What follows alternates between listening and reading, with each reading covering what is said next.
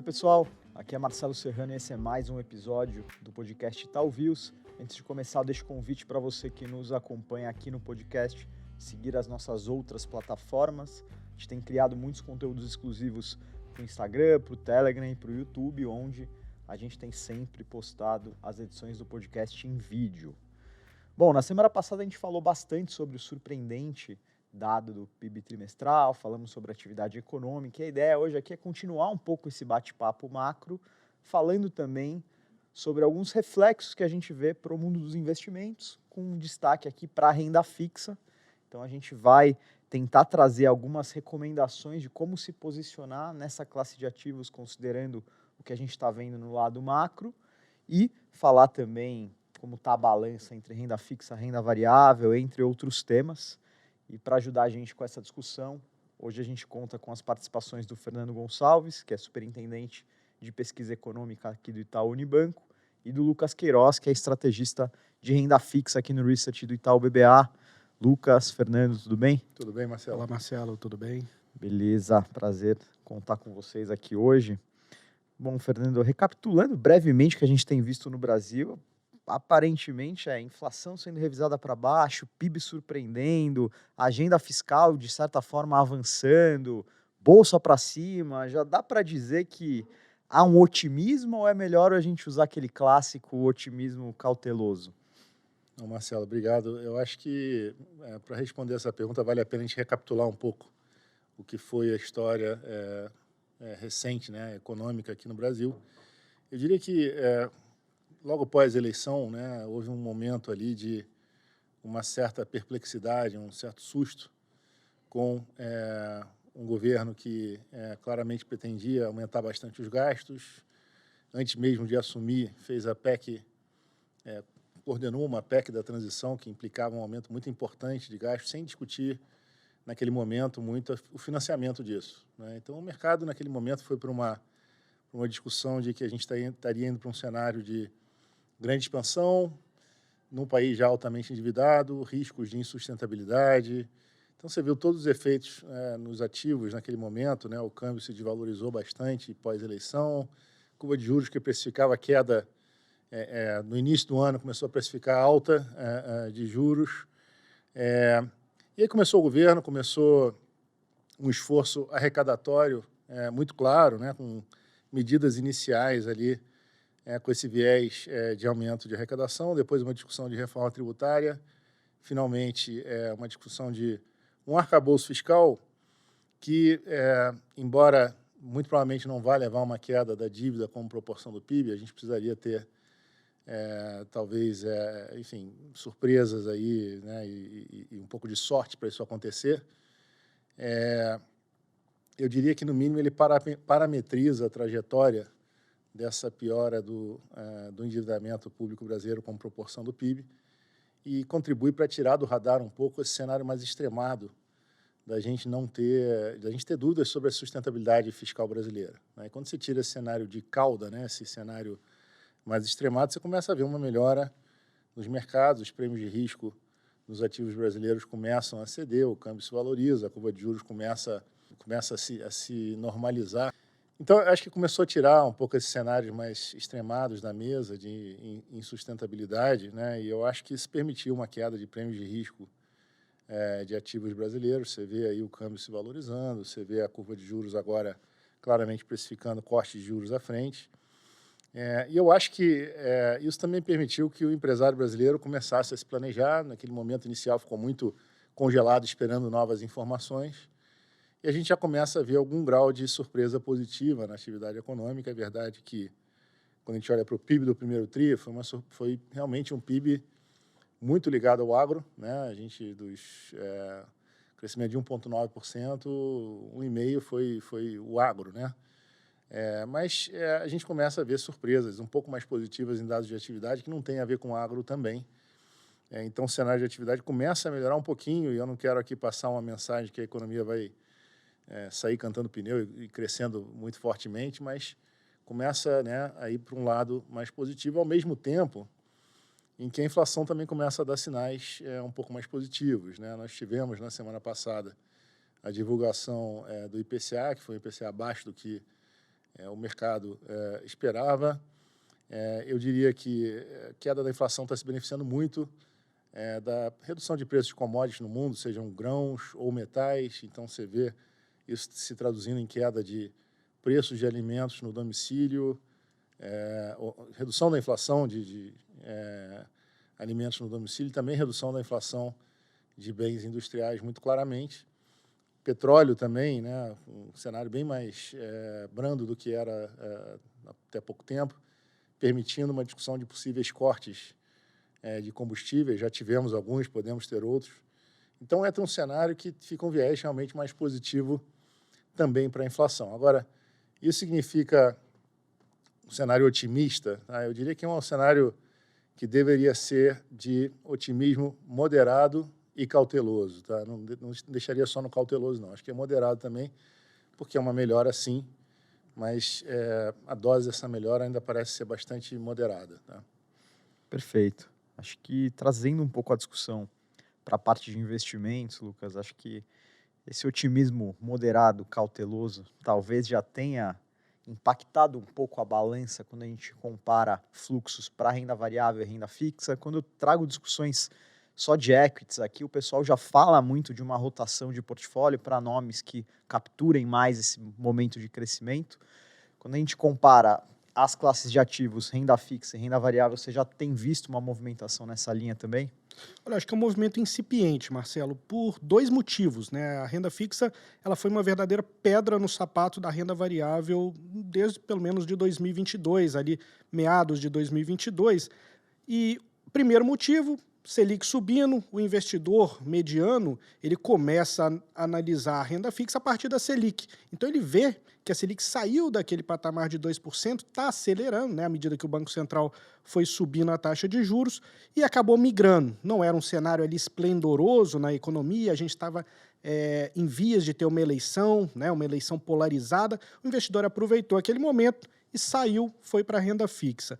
Num segundo momento, a Selic está tão alta que ela começa a afetar o valuation das empresas, né? Então, quando você desconta o lucro futuro das empresas por uma taxa mais alta, aquele valor fica menor, o próprio analista, o setorista de ações, ele não tem ali um call tão expressivo. Isso é um segundo movimento que afugenta os investidores em relação à renda variável.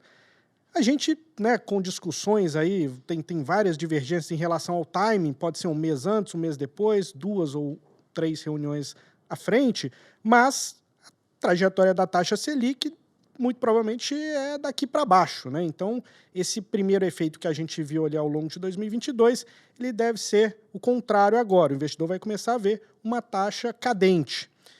E aí a gente vai, então, para um segundo momento, né? A gente vai ter, ou já teve, esse movimento, esse benefício, que é quando a taxa longa cai. E aí o setorista, quem cobre as empresas, ele consegue ali, mantendo o mesmo lucro futuro, ele consegue ver um preço, um valor maior naquela empresa, simplesmente porque a taxa futura cai.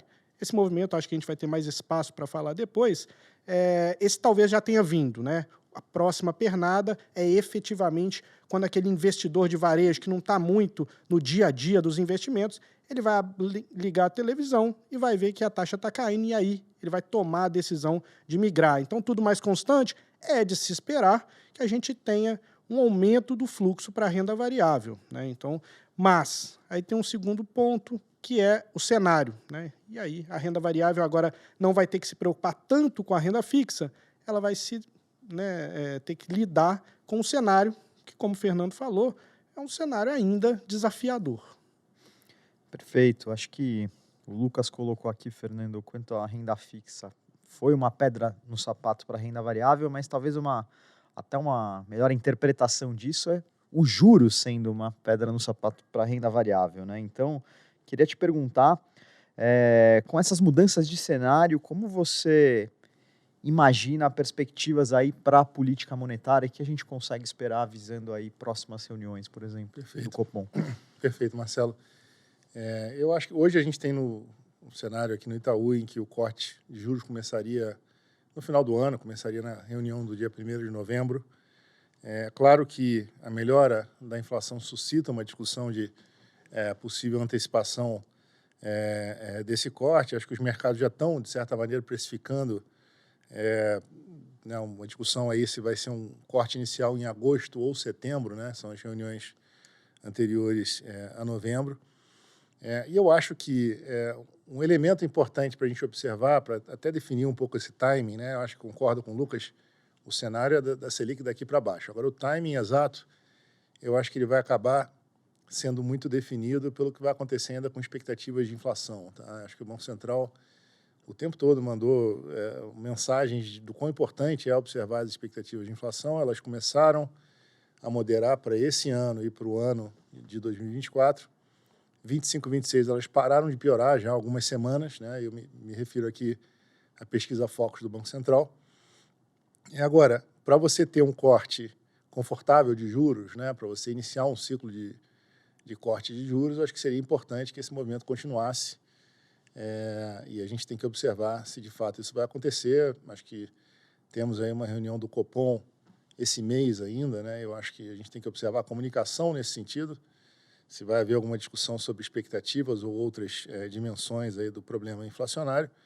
E eu destacaria aqui um ponto importante também esse mês, é a reunião do CMN, do Conselho Monetário Nacional, que deve ocorrer no final desse mês e que deve sancionar ou modificar o regime de metas de inflação no Brasil, possivelmente a meta de inflação do ano que vem, e a gente tem que avaliar um pouco como isso vai impactar expectativas de inflação e, portanto, a condução da política monetária. Quer dizer, ainda tem algumas dúvidas importantes no radar.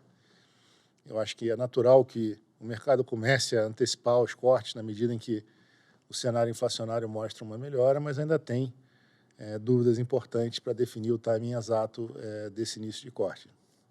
Perfeito. Acho que o timing é a grande questão, né, Lucas? A Selic não caiu, mas quando a gente olha trechos intermediários e longos da curva, a gente já vê um movimento forte, né? Minha dúvida é, ainda pode vir mais e como o investidor pode se beneficiar desses movimentos? Essa é uma pergunta bastante difícil de ser respondida, porque sempre pode ir mais, né? O mercado ele tem ali a tendência a sempre exagerar os movimentos de otimismo e de pessimismo. Então, a gente está passando por um movimento de otimismo. A gente estava muito pessimista ali até março. Teve um evento importante nos Estados Unidos, que foram as questões bancárias, a questão bancária lá. Teve o caso do Silicon Valley Bank, que talvez seja o mais simbólico aí desse momento, onde o mercado passou a precificar que os juros nos Estados Unidos não iam subir tanto quanto esperado. Isso acabou revertendo ali em um enfraquecimento do dólar naquele momento, contra divisas de diversos outros países, e também alterou a renda fixa no resto do mundo, inclusive no Brasil, e a gente começou, então, a precificar menos juros aqui, menos juros no futuro, né? E a taxa longa, que a gente pega, eu falo longo aqui, é ali a partir de 5 anos. Então, quando eu olho essa taxa pré-fixada, ela chegou a 13,70, 13,80 ali no início do ano. Essa taxa está batendo ao redor de 11% nesse momento. Então, grande parte daquela expectativa, poxa, os juros vão cair, então a taxa longa ela tem que refletir, porque a taxa longa nada mais é do que a média da taxa Selic ao longo do tempo, né? Então, quando a gente fala que uma taxa de 5 anos está ali em torno de 11, está falando que, olha, a sua taxa Selic aí ao longo dos próximos 5 anos deve ficar em torno de 11. Hoje ela está 13,75, então é de se esperar que ela vai passar um longo período abaixo disso para chegar nessa média ali de 11%. Pode ir mais, o mercado, né, como eu falei, ele tende a extrapolar, mas deveria ir? Na minha visão, não. Né? Na minha visão, eu acho que o mercado já está precificando muita coisa.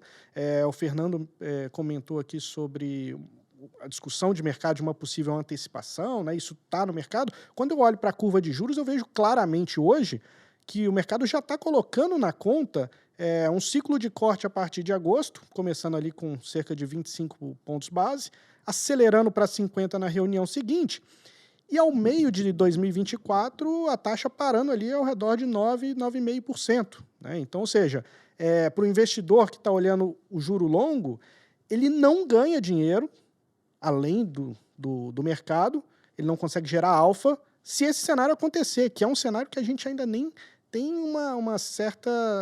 um grau de confiança grande que ele vai acontecer. Então, ou seja, tem pouquíssimo prêmio na mesa quando a gente vai para a parte longa nominal de juros no Brasil. Eu vejo que esse movimento ele já foi. O investidor que ele está querendo acelerar e ele realmente discorda da minha visão, ele acredita que as taxas vão cair além do que já está precificado, ele talvez tenha que procurar uma outra classe de ativos, né? Talvez ações, ele tem que buscar um cenário. Mas a minha visão nesse momento é um pouco mais cautelosa. Eu acho que a Selic ainda vai cair, mas a parte longa de juros eu acho que ela já passou da conta, já antecipou muita coisa. Cautela nesse momento eu acho que é a palavra de ordem aqui, Marcelo. Perfeito. E um ponto que eu queria trazer para a mesa, Fernando, pensando em impactos aí para os principais indicadores econômicos aqui, eu queria entender como você compara e mensura a importância de aspectos globais como os próprios juros americanos, dólar, commodities, com a nossa agenda doméstica e barra política aqui. O que você acha que pesa mais? O que pode impactar mais as nossas projeções? Como é que você compararia? Marcelo, acho que esse impacto ele vai mudando um pouco ao longo do tempo, depende um pouco da intensidade do que estiver acontecendo lá fora versus o que está acontecendo aqui. Eu diria que também depende do ativo que a gente está falando. Por acaso, por exemplo, né, o câmbio certamente muito impactado por uma tendência global do dólar. Então, quando a gente olha nos modelos, né, o real ele acaba sendo explicado, talvez 2/3 de qualquer movimento do real é explicado pelo movimento do dólar no mundo, frente a outras moedas, né? Então, para esse ativo é bem importante, né, o cenário internacional, mas também depende um pouco da intensidade, né? E eu diria que esse início de ano foi bastante conturbado no cenário internacional. Você teve mudanças de cenário importantes na China, que reabriu sua economia depois de um tempo longo, né, de política de Covid-0, teve uma retomada de crescimento que agora está claramente desacelerando. Nos Estados Unidos você teve vários, foi realmente uma montanha-russa de eventos, né? Você teve crise bancária, depois você teve a discussão do teto da dívida, né, no caso dos Estados Unidos, que também foi resolvido. E agora as baterias, eu acho, dos analistas estão se voltando ali para uma discussão mais econômica, de olhar para a inflação, de olhar para a necessidade possível de uma alta de juros adicional. E eu acho que o movimento, né, que o real vinha tendo de fortalecimento por causa do dólar, que vinha se enfraquecendo no mundo, ele foi momentaneamente interrompido por uma discussão de uma possível alta adicional de juros nos Estados Unidos, mas o real continua se valorizando, mostrando que, no curto prazo, pelo menos, os temas domésticos estão prevalecendo, né? Eu acho que a gente teve aí, né, diversas indicações importantes do lado fiscal, tiramos da mesa cenários de cauda de insustentabilidade da dívida com o arcabouço fiscal. Isso permitiu queda de prêmios de risco de ativos aqui no Brasil, permitiu uma certa retomada, né, de um planejamento por parte dos empresários. Enfim, então eu acredito que, no momento atual, as questões domésticas aqui estão prevalecendo, tá? Mais do que questões internacionais, apesar de, sem dúvida, ter pontos importantes ali que momentaneamente podem afetar os nossos ativos aqui. Boa. Acho que, para fechar, Lucas, tentando deixar também uma recomendação para o investidor, queria que você comentasse um pouco a composição da sua carteira de renda fixa e passasse recomendações também para o investidor que gosta dessa classe de ativos e está com dúvida de como escolher esses títulos, se vai para o pré-fixado visando esse movimento de corte de juros, se mantém no pós-fixado, qual indexador, como é que você está olhando um pouco para isso? Boa pergunta. E quando eu olho para o mercado de renda fixa nesse momento, eu obviamente olho para a economia brasileira nesse momento, eu vejo que as peças elas estão um pouco soltas no tabuleiro. O que eu quero dizer com isso? Eu olho para as taxas e elas estão precificando isso, um ciclo de corte daqui 2 reuniões, acelerando, e no meio do ano que vem uma taxa de 9,5%. Quando eu olho para as divulgações, eu vejo um mercado de trabalho ainda resiliente, né? Então ajustado pela sazonalidade, a taxa de desemprego está em 8,1%. E quando eu faço uma comparação histórica, a gente tem ali o índice, né, o IPCA, uma boa parte deles, quase 42% desse índice, são de itens basicamente que se movem por demanda doméstica, né? Tem os serviços que você não consegue trocar e outros bens perecíveis que você também não consegue trocar com o exterior. E, ao longo do tempo, eles acompanham a pressão no mercado de trabalho, né? Então, a gente está tendo hoje uma janela de desinflação baseada em commodities, baseada em, né, commodities, a gasolina, a gente viu aí a Petrobras alterando a política de preço. Por outro lado, essa parte está mais resiliente, né? Então, tivemos uma leitura positiva hoje, mas a parte de serviços continua mostrando que está rodando ali acima de 5% ao ano na margem.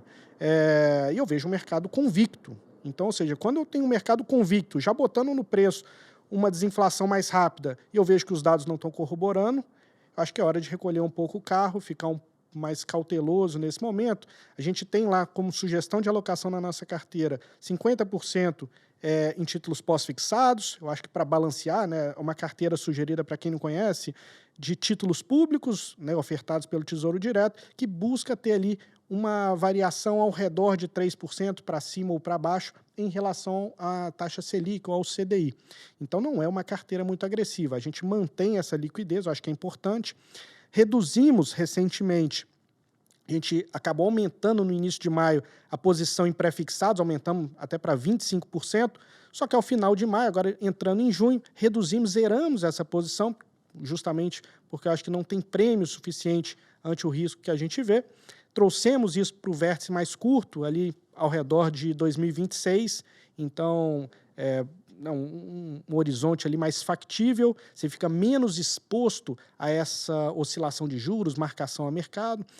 E para quem quer ter ali uma pimentinha na carteira de renda fixa, buscar ativos atrelados à inflação, né? São um pouco mais seguros, um pouco menos voláteis aí no cenário brasileiro. Nesse momento eu não vejo espaço para acelerar. Vamos fazer aqui uma breve análise, né? Quem quer acelerar e quem quer tomar risco na renda fixa agora e está olhando pré-fixados, buscando aí esse cenário de queda de juros que você comentou, queda de taxa Selic, né? Porque as taxas longas já caíram. Esse cidadão, ele está ali pré-fixando por 10 anos no Brasil uma taxa de 11%. Né? Ele tem dois motivos. Ou ele acha que a taxa vai ser ao longo de 11% durante 10 anos no Brasil, ou ele espera que ele vai vender isso num horizonte de curto prazo para alguém que vai aceitar pagar um valor maior, ou seja, recebendo uma taxa ainda menor. Nas duas opções, primeiro, no primeiro caso, se ele acha que vai ser a taxa mesmo, ele está sendo um pouco ali inocente no seguinte sentido de que ele está cobrando um prêmio muito pequeno para ficar pré-fixado no Brasil. A história do Brasil vai contra esse tipo de posicionamento, né? É um país que tem ali alguns desequilíbrios. Isso se revela principalmente através da inflação. Então, ficar nominalmente nesse momento, numa taxa longa, não parece adequado. E se ele espera que, num curto prazo, ele vai conseguir vender esse título a uma taxa muito mais baixa do que 11%, ele talvez está vendo um cenário diferente do que eu estou vendo e ele talvez tenha que buscar oportunidades em outras classes de ativos. Citei aqui, talvez esse seja um bom cenário para ações. Pode ser, mas eu acho que não é o momento para aumentar muito o risco na renda fixa. Então, na nossa carteira sugerida, a gente tem 50% em títulos pós-fixados, garantindo ali uma liquidez, 35% em um pré-fixado de curto prazo, né? E aqui eu faço uma ressalva, a nossa carteira ela não tem nesse momento títulos IPCA+, ou títulos atrelados à inflação de curto prazo, porque o Tesouro Direto não está disponibilizando, mas existem aí títulos de crédito privado ou outros que podem fazer esse papel. Ali ao redor de 2 anos, hoje a gente tem uma inflação implícita nesses títulos que está em torno de 4,5%. Então, ou seja, uma pessoa que está comprando um título IPCA+, hoje, né, se fosse do governo, ela teria uma rentabilidade acima de um pré-fixado se a inflação anual nos próximos 2 anos for acima de 4,5%. Né? Então, não é uma aposta ali tão arrojada e garante uma proteção em cenários mais adversos. Então, é uma boa opção, não está na nossa carteira, pois o Tesouro Direto não disponibiliza. E 15% em Tesouro IPCA+, 2035. Essa é a carteira nesse momento, são apenas 3 ativos. É um momento de cautela para a renda fixa. Eu acho que não é o momento de aumentar o risco agora, né? Passou, foram 3 meses de um rally muito forte, agora é hora de observar um pouco o cenário, ver. O Fernando falou ali, né, teve a regra fiscal, a gente vai ter um segundo momento da regra fiscal, que é a parte de aumento de arrecadação, né? Então, eu vou esperar um pouco mais, eu quero entender se essa arrecadação vai vir, né? E aí a gente vai conseguir montar um pouco melhor o cenário. A gente pode até aceitar na frente taxas um pouco mais baixas, mas se o cenário estiver muito claro, né? Então, esse é o ponto nesse momento. Perfeito, acho que ficou bem clara a explicação, a gente cumpriu bem a pauta de hoje. Eu queria, antes de terminar, agradecer novamente a participação de vocês nesse episódio. Um prazer, Marcelo. Prazer, Marcelo. Obrigado, Fernando. Obrigado.